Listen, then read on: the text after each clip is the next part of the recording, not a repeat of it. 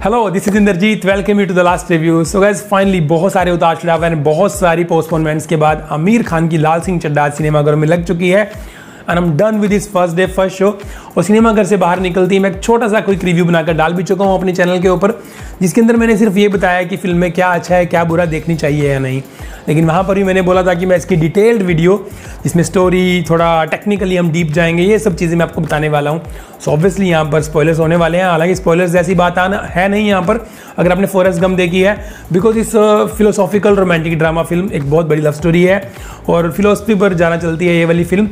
सो ये सब मैं आपको यहाँ पर बताने वाला हूँ। तो अगर आप डबल माइंडेड हो या फिर आप मन बना चुके हो कि आप उन लोगों में से हो कि #बायकॉट लाल सिंह चड्ढा, तो ये वीडियो बिल्कुल आपके लिए है, क्योंकि आपको तो वैसे ही फिल्म देखनी नहीं है। तो आपको अगले 5-7 मिनटों में मैं फिल्म के दर्शन करवाने वाला हूँ, बहुत ही ब्रीफ में।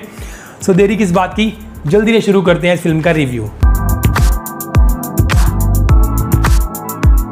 पहली बात, फॉरेस्ट गम जैसी क्लासिकल मूवी, उसका ऑफिशियल हिंदी रीमेक ये बनाना ही बहुत बड़ी बात थी आपने अपने आप में। आमिर खान ही इसको ले सकते रहे चैलेंज को, लेकिन यहाँ पर थोड़ी सी गलती मुझे लगता है ये रही कि उन्होंने डायरेक्टर नहीं चुन लिया अद्वैत चंदन। हालांकि डायरेक्टर ने एक बहुत सुपरहिट फिल्म दिया है, सीक्रेट सुपरस्टार जैसी, बट स्टिल वो एक कॉन्सेप्ट अलग था। लाल सिंह चड्ढा एक बहुत वाइड, बहुत बड़ा कॉन्सेप्ट था अपने आप में। सो अद्वैत चंदन जो फर्स्ट हाफ में पूरी तरह से फेल रहे मेरे लिए, क्योंकि मैंने ट्वीट भी किया था इंटरवल के अंदर कि कॉमेडी तो फिल्म में है ही नहीं और करने की कोशिश करनी भी नहीं चाहिए थी। इसलिए जो फर्स्ट हाफ में सबसे ज़्यादा बड़ा बोझिल काम है वो है इसकी कॉमेडी, क्योंकि वो कहीं पर है नहीं। बहुत सारी चीज़ों को लेकर दिखाने की कोशिश की है, बट आपको कहीं पर भी लेके नहीं जाएंगी वो चीज़ें।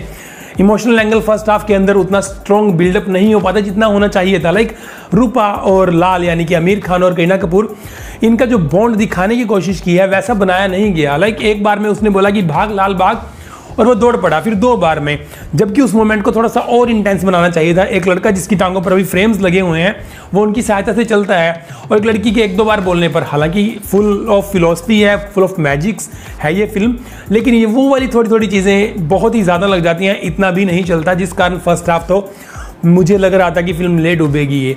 लेकिन सेकेंड हाफ के लिए मेरी फिंगर्स क्रॉस थी और यही मेरा ट्वीट भी था। And second half is just a game changer, is second side of the coin. यही सब चीज़ें सेकंड हाफ में हैं, लेकिन वो एक मैच्योर लेवल पे हैं।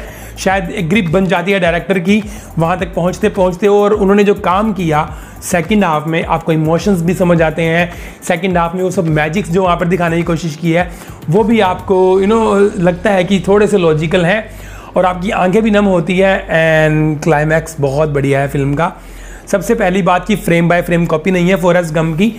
हाँ, बेसिक प्लॉट वैसा ही है, और यहाँ पर एक सिख करैक्टर लिया गया है। अब उस करैक्टर की जो जर्नी है वो 70s, 80s, 90s की ये दिखा रखी है। तो उस दौरान हम सबको पता है कि हिंदुस्तान के अंदर सिख कम्युनिटी के ऊपर बहुत कुछ गुजरा था, जैसे कि 84, ब्लू स्टार, एमरजेंसी, इन सब चीज़ों को दिखाया गया है। तो कहने का मतलब है कि फ्रेम बाय फ्रेम कॉपी नहीं है, और ये चीज़ें कहीं ना कहीं तक चीज़ें थोड़ी लेजिटिमेट भी लगती हैं, लॉजिकल भी लगती हैं स्टोरी के साथ। लेकिन लाल सिंह चड्ढा इन सब से निकलता जाता है। तो सेकंड हाफ अपने आप में बहुत वेटी है, सेकंड हाफ अच्छा है। अंत भला तो सब भला। तो जब आप सिनेमा घरों से निकलते हो तो फिल्म की यादें आपके साथ रहती हैं, और मेरे साथ अभी तक हैं, which is a good sign. So first half आप ऑलमोस्ट भूल चुके होते हो। So overall Laal Singh Chaddha is a good watch for me. मुझे फिल्म अच्छी लगी क्योंकि सेकंड हाफ फिल्म का बहुत बढ़िया है, एंड बहुत सारी चीज़ों में फिल्म आपको मैसेज भी देती है, लाइफ को जीने के तरीके से लेकर कुछ अचीव करने तक, और कैसे एक साफ दिल इंसान, एक दिमागदार इंसान से अच्छे से ज़िंदगी जी सकता है, ये फिल्म के अंदर दिखाने की कोशिश की है।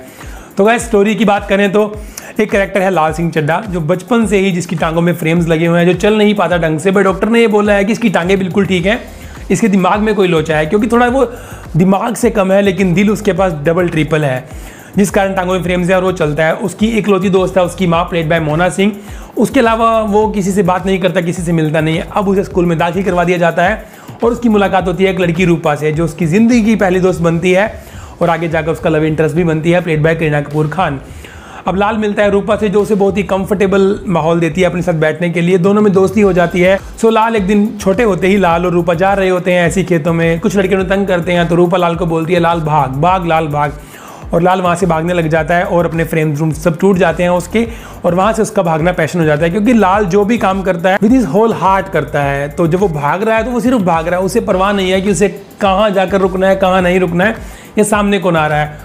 तो भागता ही चला जाता है, तो वहाँ से लाल की टांगें ठीक हो जाती हैं। अब लाल धीरे धीरे रूपा को प्यार करने लगता है, लेकिन रूपा जिसने बचपन से अपने घर में डोमेस्टिक वायलेंस देखा है, अपने बाप को अपनी माँ को 10-10 रुपए के लिए मारते हुए देखा है, उसका सपना यह है कि वो बड़ी होकर बहुत ही ज़्यादा अमीर बनेगी। अब दोनों स्कूल से लेकर दिल्ली कॉलेज में भी पहुंच जाते हैं, पंजाब स्कूलिंग पंजाब से होती है और दिल्ली कॉलेज पहुंच जाते हैं। लाल अभी भी रूपा के लिए पागल है, लेकिन रूपा के सपने अब अलग हो चुके हैं। रूपा लाल को बोलती है कि तुम जिस एंगल से मुझे देखते हो मैं वैसा नहीं देखती तुम्हें, मैं तुम्हारी अच्छी दोस्त हूँ, बट मेरे सपने अलग हैं। वो मॉडलिंग करने के लिए मुंबई चली जाती है, एक्ट्रेस बनने के लिए बहुत बड़ी। और लाल अपनी माँ के कहने पर, क्योंकि उसके नाना परनाना परनाना सब मिलिट्री में थे, वो मिलिट्री में चला जाता है, जहाँ पर उसकी मुलाकात होती है बाला से, प्लेड बाय नागा चैतन्य, जो साउथ से होते हैं। अब बाला जिनका पुश्तैनी जो बिजनेस था वो अंडर गारमेंट्स का था, यानी कि चड्डी बनियान का था, वो काफ़ी अच्छे दोस्त बन जाते हैं लाल के और लाल को बोलते हैं कि हम यहाँ से रिटायरमेंट के बाद ये बिज़नेस दोनों शुरू करेंगे, ये वादा चाहिए मुझे तुमसे। और लाल उसे वादा कर देता है वो। अब कारगिल की वॉर के दौरान बाला मारा जाता है। अब उसी वॉर में लाल जख्मी जितने भी दोस्त होते हैं, उनके साथी होते हैं, उन सबको पहाड़ी से नीचे लेकर आ रहा होता है। वहीं उसे बाला दिखता है कि बाला मर चुका है, वो उसको भी नीचे लेकर आता है। अब लाल को नहीं पता कि कौन दुश्मन है कौन नहीं, उसको बस जान बचानी है, तो वो सबकी जान बचा रहा है। अब उसी जान बचाने में एक आतंकवादी जो दुश्मन होता है उसको भी वो नीचे ले आता है। मोहम्मद नाम का कैरेक्टर है, प्लेड बाय मानव विज। अब मोहम्मद नाम का जो कैरेक्टर है वो बच जाता है, लेकिन उसकी टांगें कट जाती हैं। अब किसी ना किसी तरह से वो मिलिट्री के चंगुल से निकलकर वहाँ से भाग जाता है और इंडिया में ही रह रहा होता है, बेचारा भीख मांगकर अपना गुजारा कर रहा होता है। अब दूसरी तरफ जो लाल होता है वो मिलिट्री से रिटायरमेंट लेकर अपने दोस्त बाला का सपना पूरा करने लग जाता है और चड्डी बनियान का काम शुरू कर लेता है, लेकिन उसको इस काम करने के लिए दूसरा पार्टनर चाहिए। अब उसकी मुलाकात एक दिन होती है मोहम्मद से। जी हाँ, ये वही मोहम्मद है जिसकी जान इसने बचाई थी, लेकिन मोहम्मद को लाल पर काफ़ी ज़्यादा गुस्सा है कि तुमने किस मुल्क मुझे, दुश्मन के मुल्क में मुझे लाकर रख दिया, मेरी टांगें कट गई और तुमने क्यों मुझे बचाया। वो काफ़ी कुछ करने के लिए, उसको मारने के लिए, उसको सुनाने के लिए उसके साथ आता है, लेकिन जैसे वो लाल को मिलता है तो उसे पता लगता है कि ये इंसान बुरा नहीं है। और फिर लाल उसको बाला का सपना बताता है और इस बात पर मोहम्मद बहुत हंसता है कि तुम्हारे पास दिमाग नहीं है और तुम बिजनेस एम्पायर खड़ा करोगे, तुम बिजनेस करना चाहते हो।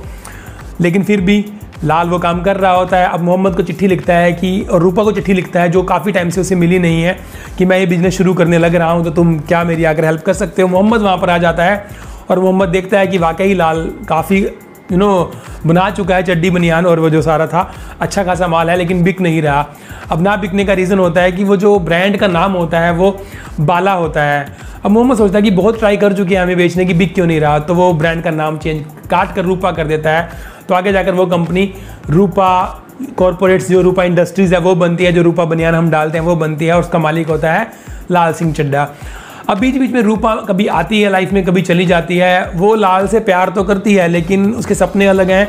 हालांकि उसकी लाइफ पूरी टॉक्सिक है, वो बहुत परेशान है अपनी लाइफ से। दूसरी तरफ लाल जो उसे बेइंतहा प्यार करता है, बेशक रूपा उसे मिले ना मिले। अब रूपा बीच बीच में आती रहती है, हर मोमेंट पर आती है उसकी लाइफ में, फिर से चली जाती है, परमानेंटली नहीं आ पाती है। अब लाल जिसकी ज़िंदगी से भी गुजरता है, चाहे वो बाला का बिजनेस रूपा नाम से इतना ऊपर तक पहुंचा देता है वो, कि उसकी जो विडो वाइफ होती है उनके घर पैसे चेक्स आने शुरू हो जाते हैं और उनकी लाइफ बहुत अच्छी हो जाती है। मोहम्मद जो उसको दुश्मन समझ रहा था, या फिर जो दुश्मन देश में रहकर बहुत परेशान था, जब वो लाल से मिलता है तो उसे पता लगता है कि हम लोगों को दुश्मन बताया जा रहा है, जबकि यहाँ के लोग तो बहुत अच्छे हैं और लाल ने जो काम मेरे लिए किया है वो शायद कोई नहीं कर सकता। तो उसकी ज़िंदगी भी बहुत अच्छे तरीके से पारस का काम करता है, जिसकी ज़िंदगी को छूता है सोना कर देता है। तो मोहम्मद की ज़िंदगी भी सोना हो जाती है। अब रूपा सारी ज़िंदगी से थक हार कर जब सुसाइड करने लगती है, तब उसे लाल की याद आती है और वो भी लाल के पास आकर रहने को तैयार हो जाती है। लेकिन इंडस्ट्री में उसके लिंक्स कुछ ऐसे थे कि अंडरवर्ल्ड के साथ लिंक्स हो जाते हैं उसके। अब जिस कारण वो लाल के साथ रह तो रही होती है, लेकिन उसे नहीं पता कि वो कितने दिन तक यहाँ रहेगी, क्योंकि वो छुप कर रह रही होती है। और एक दिन रात को जब वो और लाल दोनों में पहली बार प्यार होता है, उसी रात को पुलिस आती है और रूपा को उठाकर ले जाती है। लाल को इस चीज़ का बिल्कुल नहीं पता होता और वो सो रहा होता है। लेकिन जब वो उठता है वहाँ पर रूपा नहीं होती। रूपा उसे मिलती है फिर 4-5 साल बाद जाकर, और उसके साथ एक बच्चा होता है रूपा के। वो बच्चा जो होता है वो लाल का ही होता है, और फिर वो उस बच्चे को लाल को दे देती है। तो दोनों कुछ टाइम साथ भी रहते हैं, शादी भी करते हैं, लेकिन रूपा को एक बीमारी होती है, कुछ भी कह लीजिए, और रूपा भी चल बसती है। और इससे पहले लाल की माँ भी कैंसर से जा चुकी थी। सो ये सारी स्टोरी है। लेकिन जैसे मैंने आपको बताई है, अब एक बिल्कुल सीधे साफ दिल और सीधे दिमाग का एक कैरेक्टर, एक आदमी जो हर कुछ सीधा सोचता है, उसके साथ ये सब घटनाएं हुई हो, तो आप उसको अप्लाई कर कर देखिएगा और आपको पता लगेगा कि सादा सीधा जीवन जीने में जो अच्छा जो मज़ा है वो जैसे हम ज़िंदगी जीते हैं इतनी तिकड़म लगाकर, इतना हौच पौच तरीके से और हर जगह पॉलिटिक्स घुसा कर, तो कितना फ़र्क है दोनों ज़िंदगी जीने में। और एक इंसान जो ज़िंदगी से सेटिस्फाइड है, उसके पास कोई भी नहीं है आज की डेट में, फिर भी वो उन सब के प्यार के कारण, उनके प्यार के ज़रिए जी रहा है। और हमारे पास सब कुछ होते हुए भी हम ऑलमोस्ट अकेले ही हैं। तो ये एक मैसेज बहुत बड़ा है फिल्म के अंदर। And yes, second half is just wow. So this is the story guys. I hope कि आपको अच्छी तरह से कन्वे कर पाया हूँगा मैं। अगर अभी भी आपके कोई डाउट्स हैं तो आप मुझे कमेंट सेक्शन में पूछ सकते हैं। फिल्म का जो सबसे बड़ी और सबसे मजबूत चीज़ मुझे लगी, दैट इज म्यूज़िक।